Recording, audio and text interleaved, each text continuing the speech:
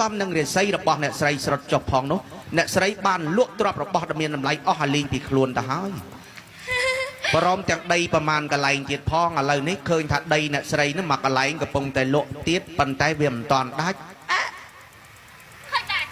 ដីអ្នកស្រីនោះបើមើលទៅដូចថាដីនោះចំមកជ្រូកដីចំមកជ្រូក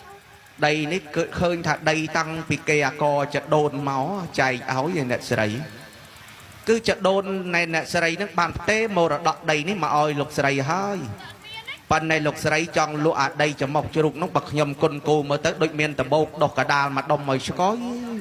អញ្ចឹងបានន័យបញ្ជាក់ថាដីហ្នឹងវាចង្រៃណាអាដបោកដុសចំកដាលហ្នឹងចាហើយដបោកដុសចំកដាលហើយដូចជាមានបន្លាយទឹកគេណាគេអុសកាត់ចំនឹងវាចង្រៃនឹងអានឹងដាំអីកុំដុសទេដាក់បាច់អាលួយនៅរួញខ្មៅកញ្ញងនងតែម្ដងហើយអ្នកស្រីលោកគ្រូអានឹងដូចអត់មានដីនឹងដូចជាមិនត្រូវប៉ាន់ទេហើយបើដីនឹងលក់កុំចេញដែរបើឲ្យតាប៉ែកនៅតាពាំងចាមនឹងឲ្យព្រីតែម្ដងដីនឹងគិតថាបានលក់ដាច់តែម្ដងឲ្យត្មងទៅលោកគ្រូឆាប់ដាច់អើយដីនឹងឃើញថាដូចថាវារាំងស្ងួតពេកដូចប្រេះបែកកាហែងចាហិចញោះហើយឡើយលោកគ្រូជួយបន្តិចមកលោកគ្រូជួយមិនឲ្យដាច់ណាអ្នកស្រីខ្ញុំមើលទៅអ្នកស្រីនេះគោលបំណងអ្នកស្រីរាល់ថ្ងៃនេះគេហៅថាដៃខ្លីកំតោងចង់ឈោងស្រវាអោភ្នំនោះពិតជាមិនបានទេណាអ្នកស្រីអូយមិនបានបំណងអ្នកស្រីនេះធំណាបើនិយាយទៅគេថាមនុស្សថ្លើមធំរាល់ថ្ងៃនេះចង់ណែឈោងចាប់សัตว์ជើងពីរអ្នកស្រីរាល់ថ្ងៃហ្នឹងសัตว์ជើងពីរត្រូវហើយខ្ញុំមិនបានឈោងសัตว์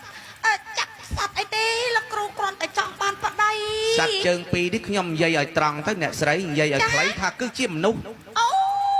យមនុស្សមិនថាមនុស្សមកលោកត្រូវហើយខ្ញុំប្រាប់អ្នកស្រីទៅចោះសัตว์ជើងពីរដែលអ្នកស្រីចង់ស្រវាឈោងចាប់នេះមនុស្សនេះខ្ញុំនិយាយឲ្យត្រង់ទៅចោះមនុស្សប្រុសម្នាក់នេះគេមានទ្រព្យសម្បត្តិនិងគេឈ្មោះបិណ្ឌស័ក្តិឋានៈខ្ពង់ខ្ពស់ណាបើនិយាយពីលុយកាក់ទ្រព្យសម្បត្តិចាយវាយមិនអស់ជាអ្នកមានមុខមានមាត់ខ្ពង់ខ្ពស់នៅក្នុងដែនដីទៀតផងទឹកអីខ្មៃអើយខ្ញុំប្រាប់អ្នកស្រីឲ្យច្បាស់ទៅចោះសัตว์ជើងពីរនេះគឺគេមានម្ចាស់គ្រប់គ្រងរួចទៅហើយណាអ្នកស្រីខ្ញុំនិយាយឲ្យចំទៅចោះមនុស្សប្រុសនេះគឺមនុស្សជាប្តីរបស់គេណាអ្នកស្រីជាប្តីគេពិតប្រកបណាអ្នកស្រីដឹងទេប្តីរបស់គេបើកាលណាអ្នកស្រីចង់ទៅដើមបេះយកមកនោះយកមកអោបនៅនឹងទ្រូងរបស់អ្នកស្រីធ្វើឲ្យប្រពន្ធរបស់គេទឹកភ្នែកអោបទុកសម្បត្តិរាល់ថ្ងៃនោះអ្នកស្រីច្បាស់ជាមានបាបកម្មគេហៅថាឡើងអាការដែកហើយអើយមិនខ្វល់ទេឥឡូវសំខាន់លោកគ្រូធ្វើឲ្យឬក៏មិនធ្វើរឿងនេះខ្ញុំអាចធ្វើឲ្យបានប៉ុន្តែបាបកម្មទាំងឡាយបើបាបសូមឲ្យធ្លាក់ទៅលើអ្នកស្រីទៅចោះកុំឲ្យមានបាបមកដល់ខ្ញុំអី